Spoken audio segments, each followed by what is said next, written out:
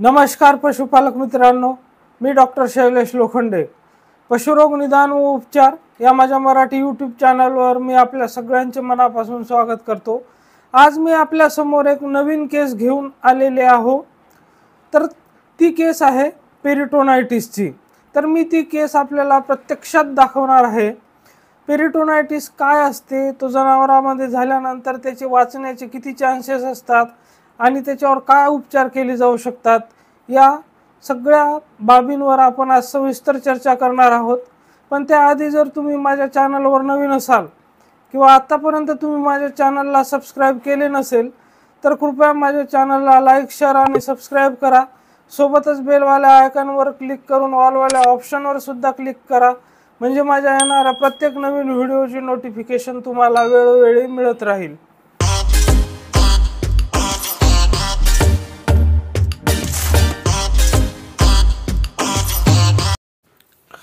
तर जसे की आपण या व्हिडिओमध्ये बघू शकता की जनावराचे पोट फाटून त्याच्या पोटामधला चारा बाहेर आलेला आपल्याला स्पष्ट दिसतो. तर हे कशामुळे झाले, तर त्या जनावराला काही मार लागला किंवा कुणी त्याच्यावर कुऱ्हाडीने वार केला हे त्या पशुपालकाला माहीत नाही. फक्त त्यांचे असे म्हणणे होते की याला कुणीतरी कुऱ्हाडीने मारलेले आहे. पण होऊ शकते की फेन्सिंगचे जे तार असतात, कुंपणाचे जे तार असतात, त्याच्यामुळे सुद्धा अशा प्रकारे जनावराचे पोट फाटू शकते. तर यामध्ये पेरिटोनायटिस आता काय असते नेमकं आपण पाहू. तर पेरिटोनायटिस मध्ये जे ॲब्डॉमिनल कॅव्हिटी असते जनावराची, म्हणजे हा पोटाचा भाग जो आपण पाहू शकता, तर त्याला आतून एक प्रोटेक्टिव्ह मेम्ब्रेन असते, त्याला पेरिटोनियम असं म्हणतात. आणि पेरिटोनियम हे डायलिसिसचे काम केल्यासारखे करत असते. तर त्याला जर काही इन्फेक्शन झाले, तर त्याचे जर इन्फ्लॅमेशन झाले तर त्यालाच आपण पेरिटोनायटिस म्हणतो. म्हणजे इन्फ्लॅमेशन ऑफ पेरिटोनियम म्हणजेच पेरिटोनायटिस. तर पेरिटोनियम हे एकदम पातळ, जशी प्लॅस्टिकची पन्नी असते पातळ, त्याप्रमाणे पातळ एक आवरण असते.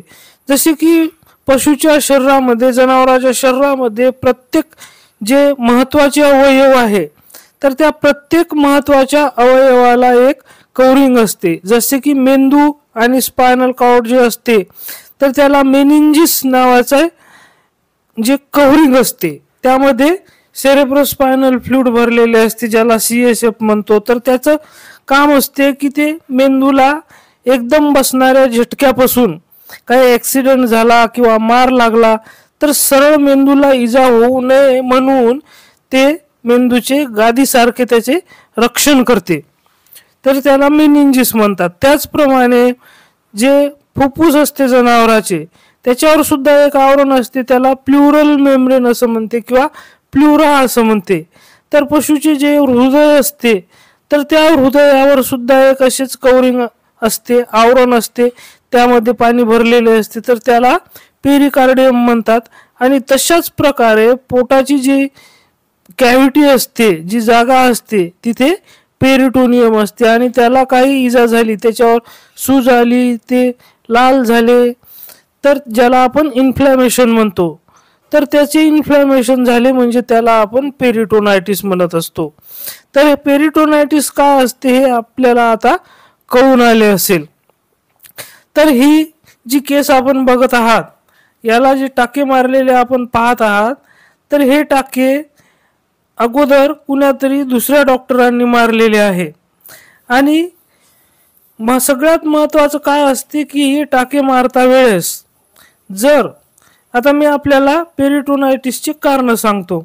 तर पेरिटोनायटिस जसं की आता या जनावराला पोटाला मार लागला, त्याचं जे चारवड असते, जे चारा असते पोटातला, तो बाहेर आला आणि तो जो पेरिटोनियम कॅव्हिटी असते, म्हणजे पोटाचा आणि हा बाहेरचा जो भाग असतो, त्याच्या मधात तो चारा गेला, तर त्या चाऱ्यामध्ये भरपूर प्रकारचे बॅक्टेरिया, व्हायरस, प्रोटोझोआ, फंगस असतात. तर त्याच्यामुळे काय होते की तिथे आतमध्ये त्या पेरिटोनियमला इन्फेक्शन होते. तर टाके मारताना जर व्यवस्थित काळजी घेतली नाही, ते जे पोटातील चारोड बाहेर आलेले आहे ते जर आपण व्यवस्थित साफ केले नाही त्या कॅव्हिटी मधले, तर तिथे इन्फेक्शन होते। आपण बघू शकता जे रुमेनला टाके मारलेले आहेत तर ते सुद्धा टाके व्यवस्थित मारले नाही, त्यामुळे ते रुमेनमधून फ्लूइड येऊन बाहेर या जखमेच्या आजूबाजूला जमा झालेले आहे, तर ते आपण निडलद्वारे काढत आहोत। आपल्याला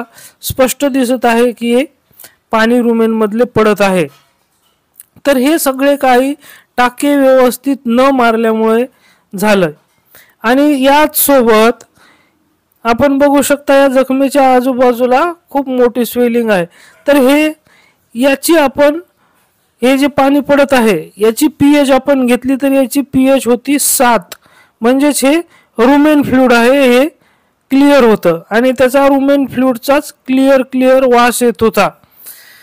तर अशा प्रकारच्या चुका जर आपण केल्या तर जनावर 100% मरण्याचे चान्सेस असतात।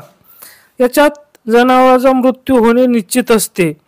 तर ज्या वेळेस हे टाके मारल्याच्या नंतर 8-10 दिवसाच्या नंतर पेरिटोनायटिस तिथे डेव्हलप झाला आणि या बैलाने खाणे पिणे बंद केले।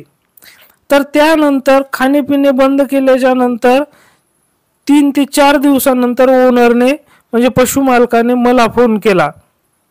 तर त्या वेळेपर्यंत जवळपास 10-12 दिवस निघून गेले होते आणि तोपर्यंत पेरिटोनायटिस डेव्हलप झाला होता।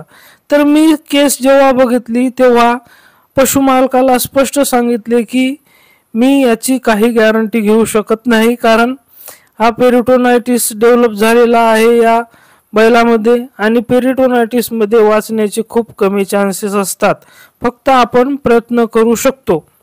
तर पशुमालकाने ट्रीटमेंटला होकार दिला, म्हणजे उपचार करण्यास पशुमालक जे होते ते तयार झाले आणि आपण त्याची ट्रीटमेंट सुरू केली। तर सगळ्यात अगोदर आपण ही जखम आयोडीनने साफ करून तिथे 18 गॉजच्या निडलने जे पाणी भरलेले होते ते सगळ्यात पहिले आपण पाणी बाहेर काढले। तर हे पाणी एवढेच नाही आहे तर याच्यानंतर आपण त्याला सिरिंज लावून सुद्धा त्याच्यातून पाणी ओढून काढलेले आहे, ते आपल्याला पुढे व्हिडिओमध्ये दिसेलच। तर अशा प्रकारची पेरिटोनायटिस नावाची ही जी बिमारी आहे ही बघू शकता आपण, पूर्ण सिरिंज भरून तिथून रुमेन फ्लूइड निघालेले आहे। तर अशा प्रकारे जर आपण चुका केल्या तर जनावराचा मृत्यू निश्चित असतो। म्हणजे डॉक्टरांनी जर चुका केल्या किंवा डॉक्टरांची कधी कधी चूक नसताना सुद्धा जे पेरिटोनियल कॅव्हिटी मध्ये इन्फेक्शन झालेले असते, जो चारा गेलेला असतो, तो काढणं कधी कधी शक्य होत नाही आणि त्यामुळे पेरिटोनायटिस सारखे आजार जन्मास येतात। तर आता आपण बोलू की या जनावराचे वाचण्याचे किती चान्सेस आहे। तर या जनावराचे वाचण्याचे फक्त 1% चान्स आहे असं आपण समजून चालू। तर या जनावराची ट्रीटमेंट आपण जी केली तर त्या ट्रीटमेंटच्या नंतर दुसऱ्याच दिवशी या बैलाचा मृत्यू झाला, बैल मरण पावला। पण यामध्ये जे ॲक्च्युअल ट्रीटमेंट असते ते ओनरला न परवडण्यासारखी असते, कारण यामध्ये खूप महागडी ट्रीटमेंट द्यावी लागते। तर याच्या ट्रीटमेंटबद्दल बोलायचे झाल्यास की आपण याला ट्रीटमेंट काय देऊ शकतो, तर त्याच्या अगोदर आपण याच्या लक्षणाबद्दल बोलूया। तर यामध्ये आपल्याला कसे लक्षणं आढळतात की जनावराला थोडाफार ताप आलेला असतो, जनावराचं शरीर आकडल्यासारखं होते, जनावर जे आहे ते पाठीचा जो भाग असतो तो भाग वरी असं कुबडं काढून उभा राहतो, तर त्याला टकअप ॲब्डोमेन असं म्हणतात, कारण त्याला तिथे खूप वेदना होत असतात आणि जनावर सारखे पोटाकडे मागची जी लात असते ते लात मारत असते। तर जनावराचे चारा खाणे पाणी पिणे पूर्णपणे बंद होते। जी रुमेनची मोटिलिटी असते ती रुमेनची मोटिलिटी सुद्धा कंप्लीट बंद होते, ज्याला आपण रुमिनल अटोनी म्हणतो, आणि त्याच्या नाकामधून डिस्चार्ज यायला सुरुवात होते, जसं की आपण स्पष्ट याच्यामध्ये बघू शकता। तर असा नाकातून चिकट शेंबडासारखे पाणी यायला सुरुवात होते। तर ही सगळी लक्षणे जे आहे ते आपल्याला पेरिटोनायटिस मध्ये दिसतात। जर आपण जनावराला त्याचा जो ॲब्डोमेन म्हणजे पोटाचा भाग आहे तिथं जर आपण हात लावला तर त्याला खूप वेदना होतात। तर ही सगळी जर लक्षणे आपल्याला दिसली तर आपण समजू शकतो की ही पेरिटोनायटिसची केस आहे।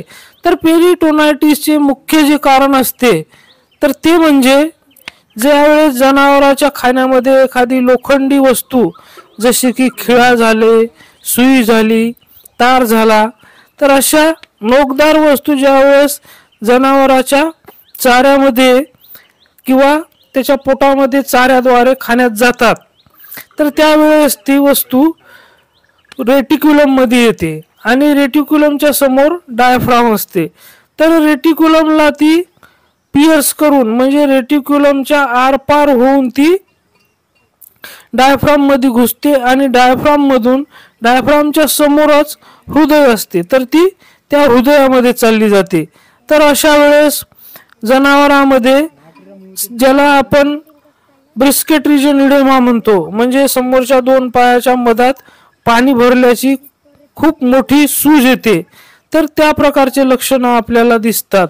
आणि हा जो तार किंवा खिळा जो रेटिक्युलम मधून डायफ्राम मधून हृदयापर्यंत पोहोचतो तर त्याच्या सोबत त्याच्या रुमेनमध्ये असणारे जे पॅथोजेनिक बॅक्टेरिया असतात तर ते बॅक्टेरिया सुद्धा तिथे पोहोचतात आणि अशा वेळेस तिथे इन्फेक्शन होते आणि पेरिटोनायटिस डेव्हलप होतो। त्याचबरोबर ज्या वेळेस आपण रुमेनाटॉमी करतो तर रुमेनाटॉमी करता वेळेस जर जनावराची व्यवस्थित काळजी घेतली नाही आणि रुमेनाटॉमी करता वेळेस जो पोटातले चारवड असते, पोटामधला चारा असतो तो पेरिटोनियल कॅव्हिटी मध्ये गेला त्यावेळेस सुद्धा पेरिटोनायटिस डेव्हलप होतो। याचबरोबर ज्यावेळेस आपण लॅप्रोटॉमी करतो म्हणजे लॅप्रोटॉमी म्हणजे एक प्रकारची रुमेनाटॉमीच असते, तर त्यामध्ये सुद्धा लॅप्रोटॉमी मध्ये ज्यावेळेस आपण लॅप्रोटॉमी करता वेळेस जे पोटातले चारवड असते किंवा जो चारा असतो ते पेरिटोनियल कॅव्हिटी मध्ये जातो त्यावेळेस सुद्धा पेरिटोनायटिस डेव्हलप होतो। किंवा मग एखादी वेळेस काय होते की ज्यावेळेस जनावर फुगते तर इमर्जन्सी मध्ये आपण त्याच्या पोटामधले हवा काढत असतो तर त्यावेळेस बरेच डॉक्टर ट्रोकर कॅन्युलाचा यूज करतात। तर ते ट्रोकर कॅन्युला असेप्टिक प्रिकॉशन घेऊन म्हणजे अगोदर तिथं व्यवस्थित आयोडीनने वरचा भाग साफ करून तो ट्रोकर कॅन्युला साफ करून जर तो आतमध्ये आपण खुपसला नाही किंवा ज्यावेळेस निडल आपण तिथं टोचतो त्यावेळेस ती निडल व्यवस्थित अगोदर आयोडीन लावून ती जागा साफ करून जर आपण ती निडल आतमध्ये टाकली नाही तर अशा वेळेस काय होते की त्याच्या त्वचेवर जे बॅक्टेरिया असतात ते बॅक्टेरिया आतमध्ये शिरतात आणि तिथे पेरिटोनायटिस डेव्हलप होतो। तर ही सगळे कारण आहेत पेरिटोनायटिसची। तर आपण पेरिटोनायटिसची लक्षणे बघितली, पेरिटोनायटिसची कारणे बघितली, आता आपण पेरिटोनायटिसच्या उपचाराबद्दल बोलूया की पेरिटोनायटिस मध्ये काय उपचार केला जातो, कसा उपचार केला जातो, उपचाराचा अवधी जो आहे तो किती दिवसाचा आहे आणि जनावर एवढंही करून वाचेल की नाही वाचेल म्हणजे जनावराचे ज्याला आपण प्रोग्नोसिस म्हणतो तर ते प्रोग्नोसिस काय आहे या सगळ्या गोष्टीवर आता आपण बोलूया। तर पेरिटोनायटिसच्या उपचाराबद्दल बोलायचे झाल्यास ते म्हणतात ना की prevention is better than cure म्हणजे ट्रीटमेंट करत बसण्यापेक्षा त्याचा प्रतिबंध केलेला बरा म्हणजे ते बिमारी जी आहे ती होऊच नये याच्यासाठी काळजी घेतलेली बरी कारण याच्यावर उपचार सफल होत नाही। तर त्यासाठी जर समजा चुकून आपल्या जनावरांमध्ये पेरिटोनायटिस झालाच, आपण काळजी घेऊनही पेरिटोनायटिस झालाच तर याची आपण ट्रीटमेंट काय करायला पाहिजे। तर याची ट्रीटमेंट मी पहिलेही सांगितले आपल्याला की खूप महागडी पडते, खूप दिवस याला अँटीबायोटिक देत राहावं लागते।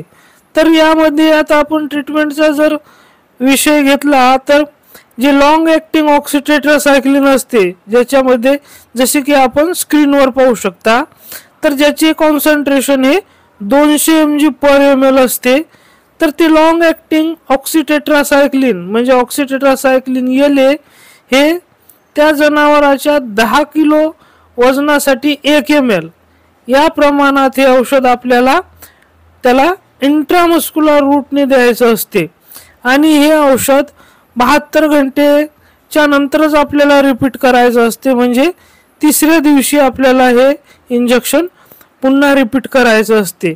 तर याच सोबत आपल्याला पेरिटोनियल लवाज ज्याला म्हणतो किंवा डायलिसिस आपण त्याला म्हणू शकतो, तर ते सुद्धा आपल्याला करावं लागेल। तर त्याच्यासाठी काय करावं लागेल आपल्याला की जे डेक्स्ट्रोज सलाईन असते तर त्या डेक्स्ट्रोज सलाईन मध्ये 3 ते 4 ml आपले प्लेन ऑक्सिटेट्रासायक्लिन आणि 3 ml नोओकेन इंजेक्शन 2% वाले, तर हे आपल्याला 1 लिटर डेक्स्ट्रोज सलाईन मध्ये टाकायचे आहे। आणि आता हे जे सांगितलं मी आपल्याला हे फक्त 1 लिटर सलाईन मध्ये 3 ते 4 ml ऑक्सिटेट्रासायक्लिन, 3 ml नोओकेन 2% इंजेक्शन हे टाकायचे आहे। आणि असे फ्लूइड आपल्याला जवळपास 10 ते 20 लिटर एकदा बनवायचे आहे। तर त्या हिशोबाने आपल्याला हे औषध बाकीचे सगळे टाकावे लागतील। तर 10 ते 20 लिटर फ्लूइड आपल्याला इंट्रापेरिटोनियल द्यायचे आहे आणि इंट्रापेरिटोनियल देऊन त्याला आतमध्ये अर्धा तास राहू द्यायचे आहे त्या फ्लूइडला। त्याच्यानंतर त्याला ड्रेन आउट करायचे आहे, म्हणजे निडल मारून ते सगळे फ्लूइड आपल्याला बाहेर काढून टाकायचे आहे, म्हणजे ते जे ॲब्डोमेन असते ते आपल्याला धुवून टाकल्यासारखे करायचे आहे आतून। तर अशा प्रकारची ही ट्रीटमेंट आपली चालते आणि हे सुरुवातीला आपल्याला दिवसातून 2दा करायचे आहे। हे असं आपल्याला 2 ते 3 दिवस करायचे आहे, त्याच्यानंतर दिवसातून 1दा असे पुन्हा आपल्याला 2 ते 3 दिवस करायचे आहे। म्हणजे आपण याच्यावरून विचार करू शकता की ही ट्रीटमेंट आपल्याला किती महागात पडेल।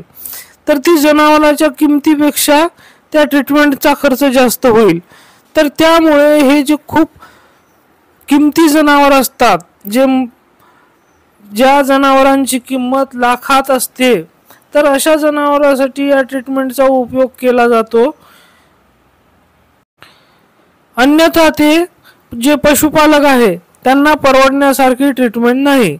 म्हणून आपल्या जनावरात पेरिटोनायटिस होऊ नये याची काळजी घ्यावी आणि पेरिटोनायटिस जर झाला तर ते जनावर मरण्याचे 100% चान्सेस असतात।